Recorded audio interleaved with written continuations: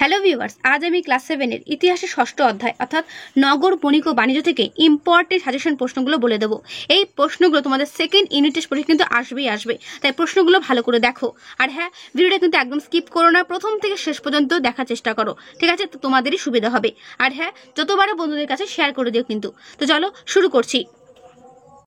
প্রথম প্রশ্ন, নগর শব্দটি আসলে কোন ভাষার শব্দ? উত্তর, সংস্কৃত শব্দ। ঠিক আছে। তারপরে প্রশ্ন, শহর শব্দটি কোন ভাষার শব্দ? উত্তর হচ্ছে ফার্সি শব্দ। তার নগর হচ্ছে সংস্কৃত শব্দ, কিন্তু শহর হচ্ছে ফার্সি শব্দ। ওকে। তারপরের প্রশ্ন, মুঘল সম্রাট আকবরের তৈরি নতুন রাজধানীর নাম কি? Very very important. আকবরের তৈরি নতুন রাজধানীর নাম হচ্ছে, উত্তরটা দেখে নাও, ফতেহপুর সিক্রি। ঠিক আছে, ফতেহপুর সিক্রি। এরপরের প্রশ্ন, মহাভারতের ইন্দ্রপ্রস্থের আধুনিক রূপ কোন শহরকে বলা হতো? উত্তর, দিল্লি শহরকে। তারপরের প্রশ্ন, খ্রিস্টীয় ত্রয়োদশ শতকে কে দিল্লিতে সুলতানি শাসন প্রতিষ্ঠা করেন? উত্তর কি হবে? উত্তর হবে মোহাম্মদ ঘুরি। তারপরের প্রশ্ন, কে শাহজাহানাবাদ শহর তৈরি করেন? উত্তর, সম্রাট শাহজাহান। তারপরের প্রশ্ন, কিলারাই পিথোরা কারা তৈরি করেছিল? উত্তর, রাজপুত শাসকরা। তারপরের প্রশ্ন, গিয়াসপুর শহরতলি কার আমলে নির্মিত হয়? উত্তর, সুলতান গিয়াসউদ্দিন বলবনের আমলে। কিলঘড়ি প্রাসাদ কে নির্মাণ করেন? উত্তর, কায়কোবাদ। কায়কোবাদ কিলঘড়ি প্রাসাদ নির্মাণ করেন। তারপরের প্রশ্ন, তুগলকাবাদ কে তৈরি করেন? তুগলকাবাদ। কে তুগলকাবাদ তৈরি করেন? উত্তর, গিয়াসউদ্দিন তুগলক। তারপরের প্রশ্ন, জাপান পনাহ কে তৈরি করেন? উত্তর, মোহাম্মদ বিন তুগলক। তারপরে প্রশ্ন, সিরি শহরটির প্রতিষ্ঠাতা কে করেছিলেন? উত্তর, আলাউদ্দিন খলজি। ফিরোজাবাদ শহরটি কে প্রতিষ্ঠা করেন? ফিরোজ শাহ তুগলক। সুফি সাধকদের পীঠস্থান হওয়ায় দিল্লির কি নাম হয়েছিল? উত্তর, হজরতি দিল্লি। তারপরের প্রশ্ন, কোটলা শব্দের অর্থ কি? কোটলা। উত্তর, দুর্গ। তারপরের প্রশ্ন, কসবা শব্দের অর্থ কি? কসবা। উত্তর, শহরতলি। এটা পরীক্ষায় ভীষণ দেয় যে কসবা শব্দের অর্থ কি। তারপরের প্রশ্ন, সুলতান ইলতুৎমিশ যে হৌজ খনন করেছিলেন সেটি কি নামে পরিচিত ছিল? উত্তর, হৌজ শামসি বা হৌজি সুলতানি। আর আলাউদ্দিন খলজি যে হৌজ খনন করেছিলেন সেটি কি নামে পরিচিত ছিল? উত্তর, হৌজি আলাই। এই হৌজি আলাইয়ের পরের নাম কি হয়েছিল? উত্তর, হৌজি খাস। তারপরে প্রশ্ন, কিলা ই কুহনা অপর নামে কিলা ই কুহনা অপর কি নামে পরিচিত ছিল? উত্তর, পুরনো কেল্লা। তারপরে প্রশ্ন, সিকরি কোন সাধকের স্মৃতিধন্য গ্রাম? উত্তর, শেখ সেলিম চিস্তি। তারপরে প্রশ্ন, কত খ্রিস্টাব্দে শাহজাহানাবাদ শহর তৈরি হয়েছিল? উত্তর, 1639 খ্রিস্টাব্দে। তারপরে প্রশ্ন, কত খ্রিস্টাব্দে শাহজাহান আগ্রা থেকে শাহজাহানাবাদে আসেন বা রাজধানী স্থানান্তর করেন? উত্তর, 1648 খ্রিস্টাব্দে। জাহানারা কার কন্যা ছিলেন? উত্তর, সম্রাট শাহজাহানের। তারপরে প্রশ্ন, লালকেল্লার জলবাহী নালাগুলোকে কি বলা হতো? উত্তর, নেহেরি ভিসত। আর এই নেহেরি ভিসত কি নামে বিখ্যাত ছিল? উত্তর, স্বর্গের খাল। এখানে দেওয়া প্রত্যেকটা প্রশ্ন খুবই গুরুত্বপূর্ণ। কিলা মুবারক কি নামে বিখ্যাত? উত্তর, লালকেল্লা। তারপর লালকেল্লা কোন পাথরের তৈরি? উত্তর, লাল রঙের বেলে পাথরের তৈরি। তারপরের প্রশ্ন, মুঘল আমলে বড় ও সুন্দর বাড়িগুলিকে কি বলা হতো? উত্তর, হাভেলি। তারপরে প্রশ্ন, মুঘল যুগে হাভেলির থেকে ছোট বাড়িকে কি বলা হতো? উত্তর, মাকান। মুঘল যুগে ছোট ঘরকে কি বলা হতো? দেখো, ছোট বাড়ি আর ছোট ঘর গোলাবে না কিন্তু। ছোট ঘরকে কি বলা হতো? বলা হতো কোঠরি। তারপরে প্রশ্ন, কাকে চিরাগি দিল্লি বলা হতো? উত্তর, সুফি সাধক শেখ নাসিরুদ্দিনকে চিরাগি দিল্লি বলা হতো। তারপরে প্রশ্ন, চিরাগি দিল্লি কথার অর্থ কি? উত্তর, দিল্লির প্রদীপ। তারপরে প্রশ্ন, কোন যুগে প্রথম চরকায় সুতো কেটে কাপড় বোনা শুরু হয়? উত্তর, সুলতানি যুগে। তারপরে প্রশ্ন, মোহর তৈরি হতো কি দিয়ে? উত্তর, সোনা দিয়ে। টঙ্কা তৈরি হতো কোন ধাতু দিয়ে? উত্তর, রূপো দিয়ে। জিতেল তৈরি করা হতো কোন ধাতু দিয়ে? উত্তর, তামা দিয়ে।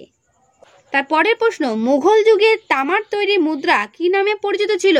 উত্তর, দাম নামে পরিচিত ছিল। দাম মনে রাখবে। তারপরের প্রশ্ন, দক্ষিণ ভারতে বিজয়নগরের সোনা দিয়ে তৈরি মুদ্রার নাম কি ছিল? উত্তর, হোন। তারপরের প্রশ্ন, পারস্য, এডেন ও ইয়েমেন থেকে ভারতে কি আমদানি হতো? উত্তর, ঘোড়া। তারপরের প্রশ্ন, মুঘল আমলে ভারতের প্রধান বন্দর কোনটি ছিল? উত্তর, সুরাট। তারপরের প্রশ্ন, সুলতানের যুগে যারা আজকের ব্যাংকের মতো টাকা বিনিময়ের কাজ করত তাদের কি বলা হতো? উত্তর, সরাফ। যারা ক্রেতা ও বিক্রেতার মাঝে যোগাযোগ রেখে দরদাম ঠিক করে দিত তাদের কি বলা হতো? তাদের বলা হতো দালাল। তারপরের প্রশ্ন, মুঘল যুগে খুব ধনী বণিকদের কি বলা হতো? বলা হতো বণিক সম্রাট। গেসু দরাজ কোন সম্প্রদায়ের সুফি সাধক ছিলেন? উত্তর, চিস্তি সম্প্রদায়ের। ভাস্কো দা গামা কত খ্রিস্টাব্দে ভারতে আসেন? পরীক্ষায় প্রশ্নটা ভীষণ দিয়েছিল, এবারও দেওয়ার সম্ভাবনা প্রবল পরিমাণে রয়েছে। উত্তর, 1498 খ্রিস্টাব্দে। ইংলিশ ইস্ট ইন্ডিয়া কোম্পানি কত খ্রিস্টাব্দে গড়ে উঠেছিল? উত্তর দেখে নাও, 1600 খ্রিস্টাব্দে। ডাচ ইস্ট ইন্ডিয়া কোম্পানি কত খ্রিস্টাব্দে প্রতিষ্ঠিত হয়? ডাচ। উত্তর, 1602 খ্রিস্টাব্দে। ফরাসি ইস্ট ইন্ডিয়া কোম্পানি কত খ্রিস্টাব্দে প্রতিষ্ঠিত হয়? উত্তর, 1664 খ্রিস্টাব্দে। মনে রাখবে।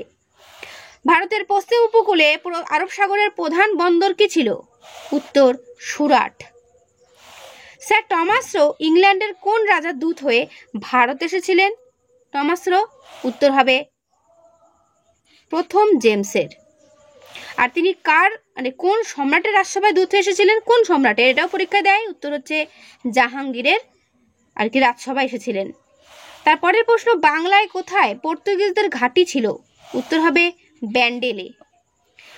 বাংলার কোথায় ডাচদের ঘাঁটি ছিল? উত্তর, চুঁচুড়ায়। বাংলার কোথায় ফরাসিদের ঘাঁটি ছিল? উত্তর, চন্দননগরে। ঠিক আছে। দিনেমাররা বাংলার কোথায় বাণিজ্য কুঠি নির্মাণ করেছিল? উত্তর, শ্রীরামপুরে। তারপরে প্রশ্ন, বাংলার কোথায় ইংরেজরা বাণিজ্য কুঠি নির্মাণ করেছিল? উত্তর, কলকাতায়। তারপরে প্রশ্ন, দাদন বলতে কি বোঝায়? উত্তর, অগ্রিম। দাদন বলতে অগ্রিম। তারপরে প্রশ্ন, ওলন্দাজ কথাটি কোন শব্দ থেকে এসেছে? উত্তর, হল্যান্ডেজ শব্দ থেকে এসেছে। তারপরে প্রশ্ন, কোন দেশের অধিবাসীদের দিনেমার বলা হতো? Very very important. উত্তর, ডেনমার্কের অধিবাসীদের। তারপরে প্রশ্ন, বাজারের ফসল বেচে লাভ করার জন্য যে চাষ করা হতো তাকে কি বলে? তাকে বলা হয় বাণিজ্যিক চাষ। তো এই হলো শর্ট প্রশ্ন। এবার 2 নম্বরের বড় প্রশ্ন দেখে নাও। এটা 2 হতে পারে অথবা 3ও হতে পারে। কি কি ভাবে মধ্যযুগের ভারতে শহর গড়ে উঠত? দেখে নাও তার উত্তরটা। আমি আর পড়ে শোনাচ্ছি না, পড়লে অনেকটা বড় হয়ে যাবে। তোমরা কিন্তু অবশ্যই অ্যান্সারটা এখান থেকে নিয়ে নিও। ঠিক আছে। আমি ভিডিওটা আস্তে আস্তে তোমাদেরকে সরিয়ে সরিয়ে পুরো বইটার উত্তর দেখিয়ে দিচ্ছি। এর উত্তরটা এই পর্যন্ত শেষ হলো। তারপরে প্রশ্ন, কোথায় কেন শাহজাহানাবাদ শহরটি গড়ে উঠেছিল? এর বাকি উত্তরটা এই পর্যন্ত শেষ হলো। তারপরে প্রশ্ন, দিল্লির নাম হজরতে দিল্লি হয়েছিল কেন? খুব ভালো করে করবে এটা। আমি উত্তর তোমাদের কিন্তু দেখিয়ে দিচ্ছি। তারপরে প্রশ্ন, কেন সুলতানদের সময়কার পুরনো দিল্লির ধীরে ধীরে ক্ষয় হয়েছিল? এটাও ভালো করে করবে। ঠিক আছে। আমি কিন্তু পুরো উত্তর তোমাদের কিন্তু দেখিয়ে দিচ্ছি। উত্তরটা ঠিক এই পর্যন্ত শেষ হলো। তারপরে প্রশ্ন, কসবা শব্দের অর্থ কি? দিল্লির আশেপাশের কসবাগুলো কিরকম ছিল? তারপরে প্রশ্ন, দিল্লির কোন অঞ্চলকে চাঁদনি চক বলা হয়? চাঁদনি চক নামকরণ সম্পর্কে কি জানা যায়? খুব ভালো করে করবে। আমি কিন্তু বইটা তোমাদের সরিয়ে পুরো উত্তর দেখিয়ে দিচ্ছি।